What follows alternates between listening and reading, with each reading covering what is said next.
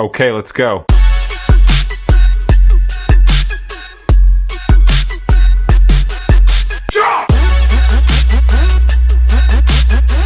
Ya, jadi yang kutangkap juga saat membaca buku ini itu ternyata menghancurkan buku itu sama saja menghancurkan ingatan manusia. Yang kutangkap, yang dimaksud adalah bagaimana pola pikir manusia jelas. Pola pikir manusia itu dihancurkan, terus sejarah dihancurkan, dilenyapkan agar generasi selanjutnya itu nggak tahu.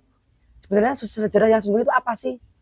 Sebenarnya filsafat itu apa sih? Itu di-cut karena ada ketakutan sendiri gitu loh dari motif orang-orang yang merasa bahwa kaumnya sendiri itu yang paling benar gitu loh. Itu kan menakutkan kalau ada orang-orang yang kerap kali takut terhadap kaum yang lain, itu sangat menyeramkan, malah menakutkan. Orang yang nggak terbuka, nggak open minded dan lain-lain itu malah menakutkan bagiku. Dan itu termasuk pemberi jalan buku dari orang-orang agamawan juga ada nggak Kak, kalau sampean melihat buku ini? Jadi dalam dunia Islam, di bab dunia Islam itu dijelaskan bagaimana seorang agamawan di Islam pun itu juga banyak yang melakukan penghancuran buku.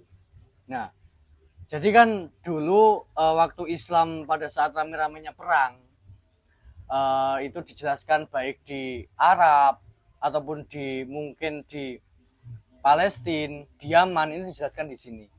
Jadi mereka ketika melakukan perang dan juga setelah perang itu sisi kelompok yang kalah itu diambil harta sekaligus bukunya. Hartanya mereka rampok, bukunya dihancurkan, dilenyapkan. Karena ya tadi mereka menganggap golongan yang menang, golongannya itu benar. Dan buku-buku dari kelompok lain itu mereka anggap semuanya salah, semuanya kafir. Jadi makanya mereka lenyapkan buku-buku itu. Ya, menarik. Kayak di perpustakaan Baghdad kalau nggak salah itu kan banyak buku dulu pas zaman ya Sultan Harun ar-Rasyid. Jadi di masa Baghdad itu banyak banget buku yang dihimpun dalam perpustakaannya dari berbagai kalangan. Karena Sultan Harun ar-Rasyid ini mindsetnya terbuka. Jadi di perpustakaan beliau itu sangat koleksinya banyak. Koleksi di perpustakaannya itu sangat banyak. Dan itu sing aku heran terhadap orang-orang Islam sekarang sih. Khususnya dari agamawan. Kenapa sih dari kalangan agamawan itu banyak sekali yang seakan-akan ketakutan gitu loh terhadap buku-buku yang notabene di luar konteks agama. Sedangkan kita bisa mengenal Ibnu Khaldun yang ahli sejarah, kita bisa mengenal Al-Khawarizmi yang dia bisa matematikawan, kita mengenal Ibnu Rus yang filsuf juga, dia juga bisa gagasannya juga keren. Kita juga mengenal Ibnu Sina yang ahli kedokteran. Itu pun bukunya katanya kalau aku nggak salah ya Kak, itu juga dihancurkan kebanyakan. Jadi hanya beberapa yang tersisa dan itu terselamatkan di Eropa. Kayak Ibnu Rus itu bukunya itu terselamatkan di Eropa. Makanya di sana itu dia dikenal Averroes kalau nggak Avicenna. Itu antara dua ini. Jadi saking terkenalnya Ibnu Rus, pemikirannya itu digunakan sebagai tonjakan ilmuwan teknologi masa itu. Nah aku lihat itu sih dalam buku itu. Terus apa ya Kak? Mungkin gini sih Kak, kita mungkin pertanyaan terakhir gini. Apakah buku-buku dalam konteks Indonesia itu juga mirip gak sih sama konteks di buku ini? Karena kita bisa melihat sejarah bagaimana buku-buku di Indonesia itu dirazia, dibredel. Contoh kayak bukunya Pramudia Anantatur itu kan dibredel karena dianggap sebagai buku yang bermuatan komunisme. Sedangkan aku membaca buku tersebut kan buku-buku yang membawakan tema sejarah, membawakan isu-isu orang-orang lemah. Kenapa kok malah buku-buku tersebut dibredel? Itu kan menurutku bukunya Pramudia Anantatur, terus buku-buku Madilog, bukunya Tan Malaka itu juga dibredel. Jadi pada zaman Orde Baru khususnya itu buku-buku seperti itu yang warnanya merah, mungkin covernya merah itu loh. Ya. Mungkin gara-gara covernya merah dibredel. Nah, itu berlanjut sampai sekarang. Ya. Itu masih ada buku-buku itu dirazia, kayak buku-buku Pram itu dianggap sebagai buku komunis, nggak boleh baca buku seperti ini. Bahkan dosenku kemarin aku tanya, ini aku sedikit cerita. Aku tanya, Bu, kenapa sih bukunya Pramutya Anantatur itu kok dihancurkan toh Bu? Padahal bukunya itu bagus loh. Dia bilang gini malah, lah Mas, itu kan bukunya kan ada unsur menggulingkan negara. Lah, aku langsung, oh berarti kalau bukunya ada unsur menggulingkan negara itu juga dibredel gitu ya? Itu kan aneh bagiku. Padahal ya buku-buku itu pesan terhadap kita itu ini loh sebenarnya kondisi yang ada saat ini itu seperti ini, itu malah dibredel. Itu kan miris dari kalangan dosen pun malah membredel buku itu kan yo, aku agak miris gitu loh Kak ketika melihat itu. Gimana Kari? Kalau pengalaman Kari terhadap penghancuran buku di terdekat, orang-orang terdekat atau mungkin instansi terdekat mungkin ada nggak sih Kak? Ya. Oh ada. Ada Kak. Jadi juga ada hubungannya dengan dosen tadi. Iya. Nah, jadi saya pernah diskusi sama ya, teman saya dari kampus lain. Nah, itu waktu mata kuliah pendidikan apa gitu loh. Nah, itu yang teman saya ini nanya, Pak, kenapa kok Bapak nggak bawa buku dari Paulo Freire, Pendidikan Kaum Tertindas? Nah, padahal pembahasan tersebut juga ada kaitannya dengan buku tersebut, dan di buku tersebut lebih kompleks gitu loh. Iya. Nah, kenapa kok nggak bawa buku tersebut? Dosennya nggak bilang apa-apa, langsung ngekat, seperti mengalihkan pembicaraan. Entah itu dosennya nggak tahu tentang buku itu, ataupun memang membatasi daripada buku itu.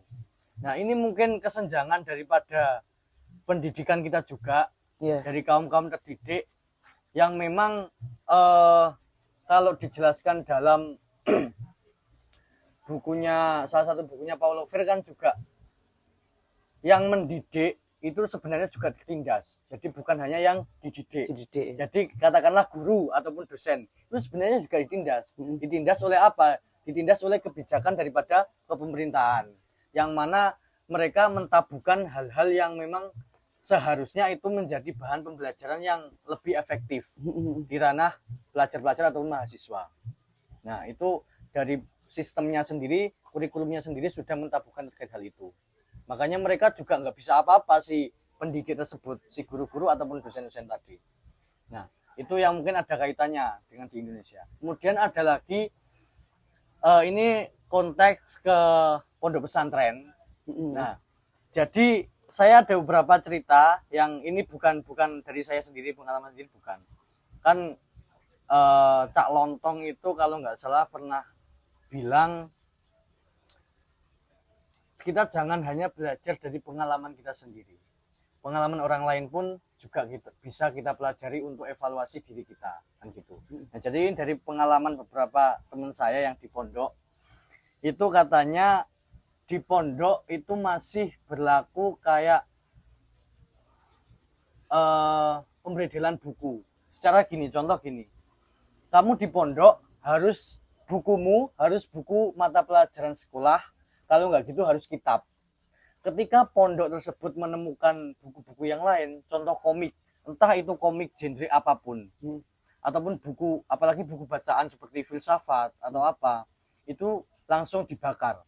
Itu masih terjadi di pondok-pondok Indonesia, masih terjadi seperti itu. Ya bukan seluruh pondok sih, tapi juga masih banyak pondok yang memperlakukan hal seperti itu. Karena mereka berpikiran bahwa buku-buku agama itu sudah menyeluruh pembahasannya. Sudah menyelesaikan masalah ya? Sudah menyelesaikan masalah tanpa harus membaca buku-buku luar. Apalagi buku filsafat. Kan kita tahu sendiri, mungkin di Indonesia ini masih banyak orang yang beranggapan filsafat itu pasti menjerumuskan ke hal-hal negatif. Padahal kan ketika mereka belum membaca filsafat kan belum tahu filsafat sendiri itu negatif atau positif. Ya memang mungkin ada sisi negatifnya, tapi kan juga banyak sisi positifnya. Nah, itu mereka nggak mau tahu terkait hal itu. Pokok ketika ada komik, selain ketika ada buku, selain di buku pesantren, kitab-kitab ataupun buku pelajaran di sekolah formalnya, itu di ponpes-ponpes di Indonesia itu masih seringkali langsung di-cut, langsung dibakar. Nah, itu mungkin ada kaitannya dengan penghancuran buku tadi. Walaupun problem-problem seperti itu tidak terbahas di buku ini, tapi kita bisa mengkaitkan secara tidak langsung dengan yang ada di Indonesia kayak gitu Kak. Oh gitu ya Kak. Jadi aku teringat dengan teman saya namanya Mas Yogi itu pernah bilang gini, santri itu baca 4 buku. Yang pertama buku kuning, kitab 4 kitab, kitab kuning, kitab hijau, kitab putih sama kitab merah. Itu maksudnya apa? Kitab kuning itu kitab-kitab yang bermuatan tasawuf, tentang agama-agama ya. Terus kitab putih itu apa? Ya buku-buku. Jadi juga santri juga harus baca buku akademis atau mungkin novel apapun itu juga baca itu. Terus yang ketiga kitab hijau, kitab yang bermuatan tentang ekologi. Jadi harus baca tentang lingkungan, kondisi lingkungan itu juga harus baca. Terus yang terakhir adalah kitab merah, kitab-kitab yang bermuatan sosial. Jadi biar santri itu juga terbuka terhadap masyarakat. Jadi ada 4 buku ini yang kata temanku, kata gurunya temanku juga itu yang harus dipelajari santri. Jadi enggak kitab kuning saja, tapi 4 kitab ini harus dipelajari. Kitab kuning, kitab putih, kitab hijau, sama kitab merah. Jadi itu Kak. Aku teringat dengan quote-nya Gus Dur yang sangat menarik. Tirakatnya seorang santri itu adalah membaca, terus ibadah seorang santri yang paling membekas adalah menulis. Tapi nggak pernah dikabarkan di pondok pesantren. Bahkan dia katanya pecinta Gus Dur. Katanya dia terinspirasi Gus Durian atau Gus Durian lah apalah. Pecinta Gus, tapi dia nggak menerapkan itu gitu loh. Itu gimana Kak pendapatnya sama tentang itu? Kalau hal-hal gitu sepertinya nggak hanya di pondok pesantren Kak. Tapi di sekolah-sekolah umum pun, di perkuliahan-perkuliahan pun nggak pernah diajarkan. Contoh aja kalau kita di luar Gus Dur ya. Contoh tadi yang seperti saya bahas di awal, kata Iqra sebagai wahyu pertama yang diturunkan kepada Nabi Muhammad. Nah, itu kan artinya bacalah. Tapi hanya berapa persen lembaga-lembaga ataupun tenaga-tenaga pendidik yang memang mendoktrin kita, kemudian menstimulus kita untuk terus membaca. Itu hanya berapa persen dari mungkin 100%. Mungkin hanya 50 aja 50-50 Kak menurutku. Nah, jadi mereka itu terlalu yang tak rasakan ya. Lebih pembahasan kayak misal dalil-dalil agama itu terlalu tinggi-tinggi, ketinggian misal problem apa itu dikaitkan dengan dalil ini. Tapi hal-hal yang sepele seperti membaca itu nggak pernah mereka kaitkan dengan dalil Iqra tadi, dengan wahyu Nabi Muhammad tadi. Dan mereka tapi mereka menjadikannya doktrin kepada santri-santrinya, murid-muridnya, bahwa Iqra tadi adalah buku pertama yang ada di dunia, yang ditemukan di dunia. Itu kan suatu kekonyolan yang memang udah menjadi rahasia umum. Iya sih. Tapi gimana ya Kak? Aku melihat tadi kan kita sudah bahas banyak banget ya, dari bagaimana seorang Plato ternyata menghancurkan buku. Dari kalau golongan agamawan juga termasuk orang yang menghancurkan buku. Dari kelompok penguasa juga menghancurkan buku, kan miris berarti. Aku teringat dengan quote-nya Ki Hajar Dewantara.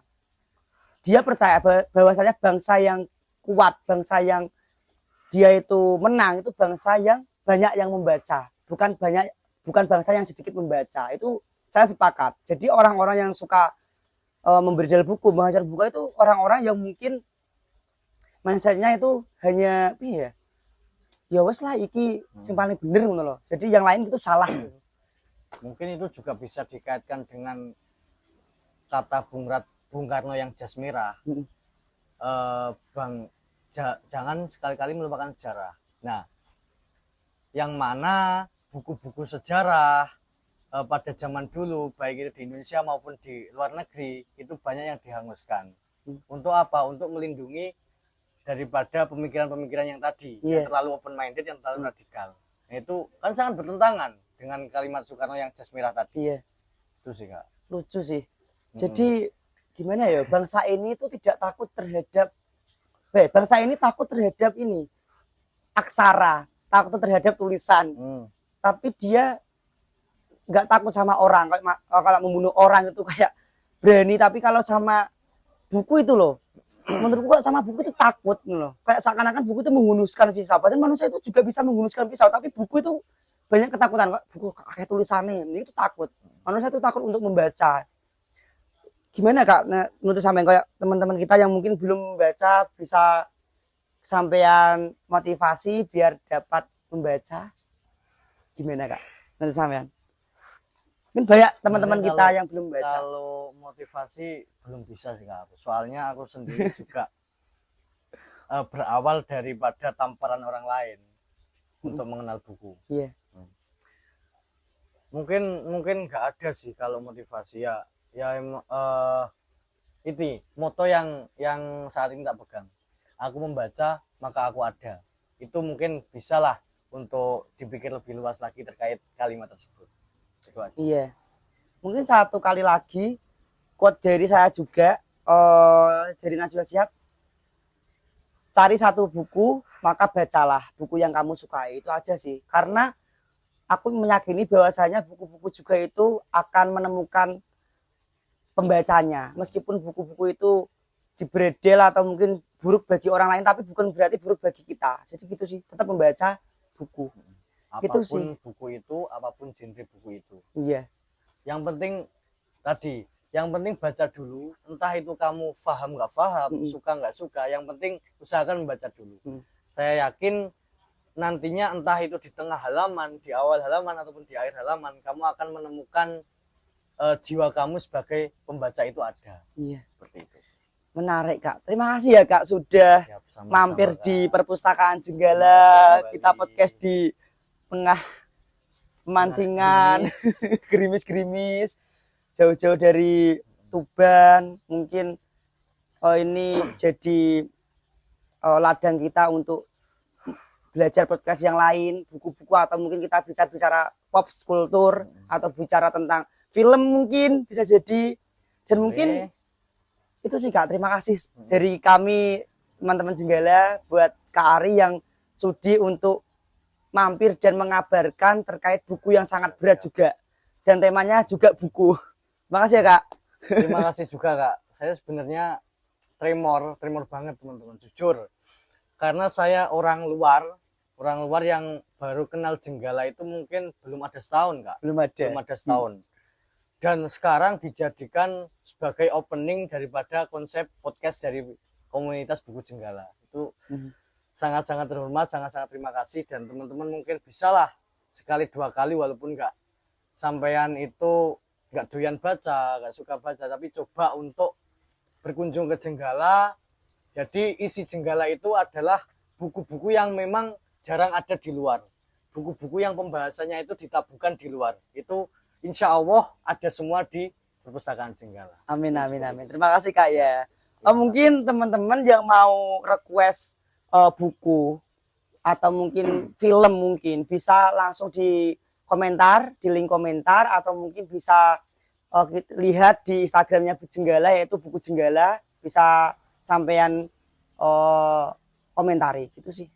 Karena podcast ini bukan sebagai penutup, jadi pembuka Kak. Iya. Gitu.